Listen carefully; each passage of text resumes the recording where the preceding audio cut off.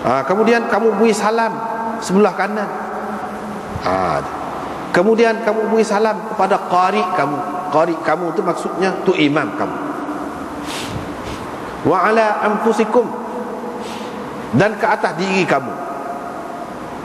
Abu Dawud berkata, Sulaiman bin Musa Kufiyul asli, maknanya berasal daripada Kufah. Mana orang Kufah lah asal dia. Kana bin Dimashq, tapi dia duduk di orang kita panggil Damsyik, sebenarnya Dimashq. Qala Abu Dawud, Abu Dawud berkata, sahifah ini menunjukkan bahawa Hasan telah mendengar daripada Samurah. Ini tergantung ni, kitab ni tergantung kitab ni. Tak apalah, kita tengok dulu hak sani, hak riwayat hak baca sani. Mula-mula ni riwayat ini tidak sahih, dhaif. Tidak sahih, dhaif.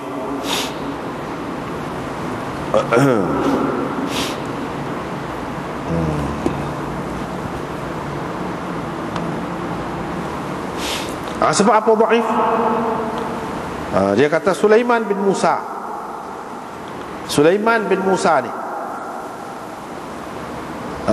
Abu Dawud.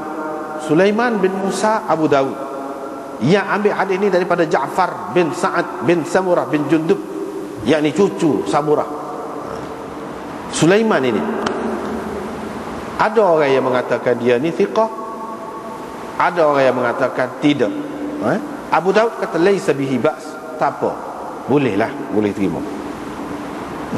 Abu Hatim kata saya nampak hadis dia ni betul molek. Tapi Ibnu Hibban sebut dalam dia ni dalam senarai orang thiqat. Tapi Uqaili menyebutkan daripada Imam Bukhari. Ini pendapat Imam Bukhari. Imam Bukhari kata munkarul hadis. Dia ni seorang perawi yang munkarul hadis. Ibnu Asakir menyebutkan bahawa Abu Zur'ah ni juga seorang tokoh ulama rijal, ulama hadisnya ni, zakarahu fi dhu'afa, dia menyebutkan dia ni Sulaiman bin Musa ni termasuk dalam perawi-perawi yang dhaif. Jadi maknanya ada hak kata boleh kira boleh lah, tapi tidak tinggi benar, boleh. Ada hak kata dia ni munkarul hadis seperti Imam Bukhari. Bila kata munkarul hadis bermakna perawi ni perawi dhaif dengan sendirinya. Itu makna munkarul hadis. Dan Abu Zur'ah pun berkata dia ni dhaif. Itu sah. Lepas tu dia ambil daripada Ja'far bin Sa'ad bin Samurah.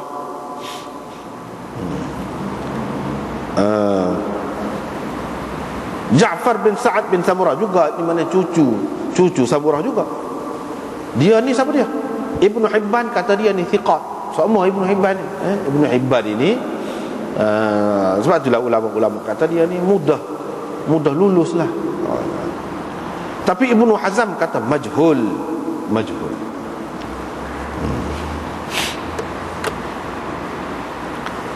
Abdul Haq berkata mana orang tak boleh nak pegang lah, nak pegang.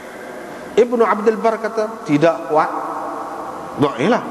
Ibnu Al-Qattan berkata tak ada seorang pun puak-puak ni yang diketahui hal dia, yang ni majhulul hal. Hak tersebut sana tak ada orang, tak ada tahu lah. Ja'far ke tok guru dia ke, tok guru pada tok guru dia ke, tak tahu siapa dia. Ulama-ulama hadis habis ring dah cari tak jumpa. Itulah kata Hafiz Ibn Hajar. Mizan, dalam Mizanul I'tidal dia kata wa bi kulli hal, mereka ceritanya hadza isnadun muzlim. Ni hadis ini sanadnya gelap, tidak cerah.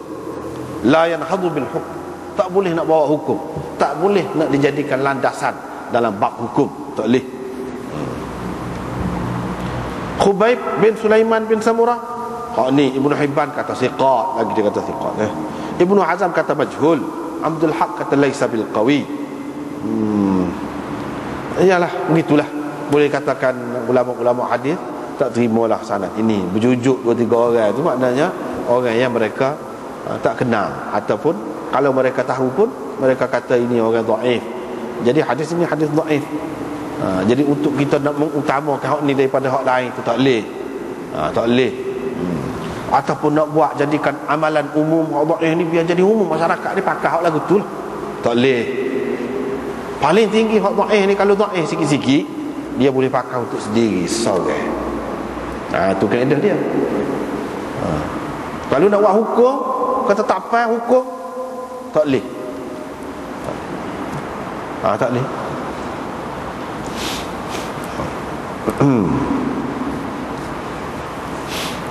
Samurah bin Jundub seorang sahabat Nabi SAW, sahabat kecil, min siraris sahabah, orang panggil sahabat kecil. Orang Syiah sangat marah kepada dia. Buat Khawarij pun marah juga. Orang Syiah kalau sebut, dia berani sebut sebab sahabat kecil. Dia pergi hak kecil-kecil dulu, lepas tu dia pergi hak besar pula. Lagu itulah caranya. Dalam kitab-kitab hadis dia sebut Samurah bin Jundub ni tak ada rega pada pokok dia. Hadis-hadis riwayat Samurah ni tak ada nilainya, walaupun sebelah sayap nyamuk, tak ada nilai, tak ada rega kepada pokok dia. Hak ni kebetulan hak tidak sahih. Hak sahih pun banyak. Tak sahih tu tidak sabit dia bagi kitanya, sabit balik bawah ni. Dia tu tak ada satu orang molek. Lepas tu dia ni Samurah bin Jundub salah seorang sahabat yang catat hadis. Dia ada kitab hadis dah. Zaman Nabi tu ada kitab hadis dah. Jadi orang-orang yang mengatakan zaman Nabi tu tak ada kitab lagi hadis ni, baru kemudian berapa ratus tahun kemudian baru ditulis, tak betul. Ulama-ulama hadis tahu dah. Sebab tu dia kata, qala Ibn Sirin fi risalati Samurah ila bani ilmun kathir. Ibn Sirin, Muhammad bin Sirin kata dalam risalah Samurah hak dia tulis tu hadis, banyak ilmu tu hak dia tinggal kepada anak-anak cucu dia. Ilmu dalam ada risalah dia. Dia ni seorang yang keras terhadap puak-puak Khawarij, dan mereka selalu mengkritik dia lah, kata macam-macam lah ke dia. Hasan dan Ibn Sirin, Hasan yakni Hasan Basri dan Ibn Sirin yuthniyani alaih. Orang hak molek pujilah. Hasan Basri ni kan imam ahli sunnah. Begitu juga Muhammad bin Sirin, pujilah. Hak tak puji ni puak-puak sesat tu, dia kata huduh macam-macam lah. Ibnu Abdul Bar menyebutkan dia ni jatuh dalam periuk yang penuh dengan air panas gelegok, dan sebab itulah dia mati. Itu nasib takdir orang masing-masing ya. Fakana dhalika tasdiqan liqaulihi sallallahu alaihi wasallam lahu wa li Abi Hurairah wa li Abi Mahdhurah akhirukum mautan finnar. Dia sebut gitu. Ini membenarkan apa yang Nabi SAW kata kepada dia, Abu Hurairah dan Abi Mahdhurah. Hak paling akhir sekali mati di antara kamu dalam api. Dalam api, kata dia. Maksudnya dalam api ni panas saat ni lah. Jadi orang-orang yang tidak suka, dia kata hak paling akhir sekali mati itu masuk neraka. Dalam api itu maksud api neraka. Gak pokok tu dia tidak kata Samurah bin Jundub saja masuk dalam api neraka, Abu Hurairah masuk api neraka juga, Abi Mahdhurah masuk api neraka juga.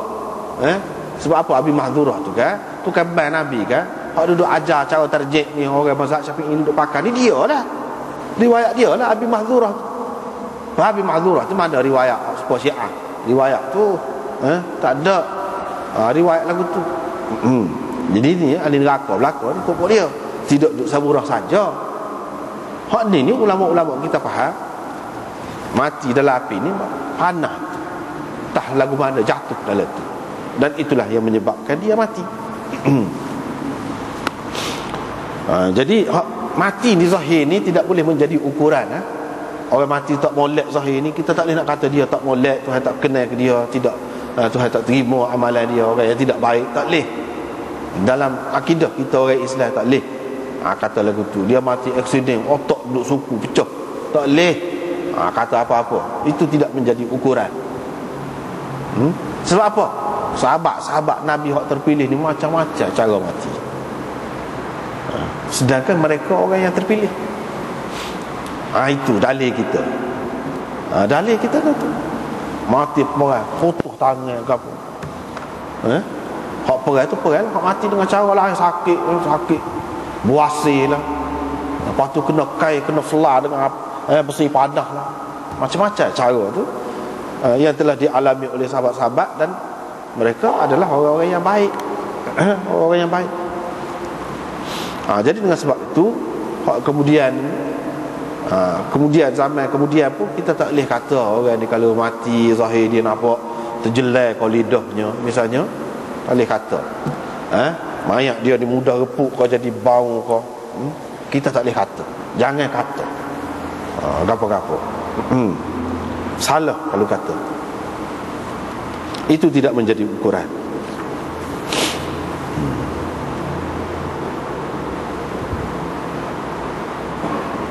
Lepas tu cuma ni akhir sekali Abu Daud kata wadallat hadhihi as-sahifah, yakni sahifah yang ditulis oleh Samurah. Semasa Nabi dia tulis hadis-hadis, dia catat hadis yang ditulis oleh Samurah kepada anak-anak dia. Hasan telah mendengar daripada Samurah. Hasan Basri dah dengar daripada Samurah. Sebab apa? Sebab ulama hadis berselisih pendapat. Hasan Basri ni dia dah dengar ke apa-apa hadis daripada Samurah, kau tak ada. Ada kata dah, ada kata dak. Ada kata dak. Jadi mana ada kena-mengena dengan Hasan di sini? Kalau kita tengok riwayat tadi tak ada. Tu masalahnya. Kenapa tiba-tiba Imam Abu Daud kata sahifah ini menunjukkan bahawa Hasan dengar daripada Samurah? Mana cerita Hasan ni pula duduk mana tu? Jadi sebabnya gini. Dia sebut ni.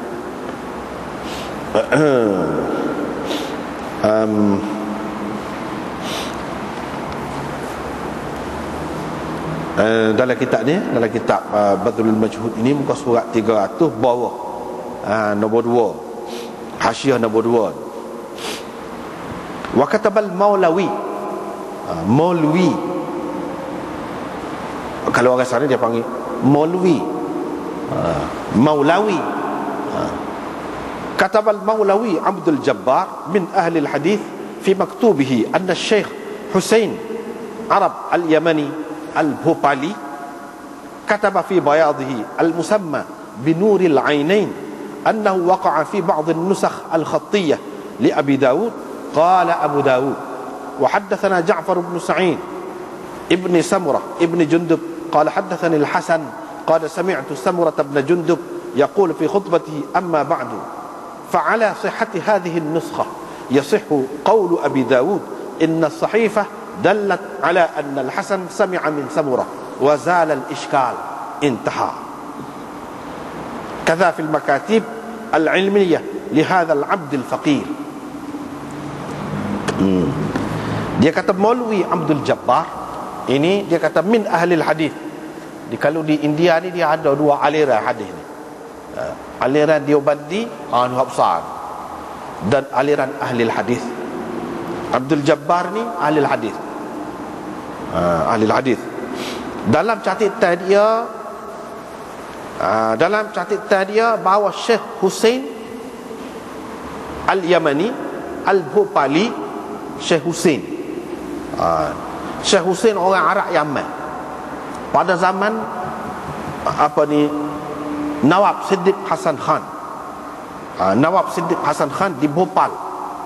Itu terkenal, ulama terkenal, ulama hadis terkenal. Dia panggil ni orang ni pergi ke India dan mengajar hadis. Puak-puak ahli hadis banyak terima hadis daripada dia. Daripada dia. Nawab Siddiq Hasan Khan itu pun ahli hadis juga. Ahli hadis juga. Ahli hadis ni maknanya dia tak pakai mazhab, tidak terikat dengan mazhab. Dalam amalan biasa ni pun tidak terikat. Hak mana hadis ada, hak tu. Hak mana lebih kuat, hak tu kita pakai. Tersudut cara mazhab Abu Hanifah kau betul lah serupa dengan hak tu, kau betul lah serupa dengan Syafi'i, kau tak ada betul lah serupa dengan mana-mana, tak kira. Dia kira hadis. Ni satu aliran besar. Ni pokok ni Hussein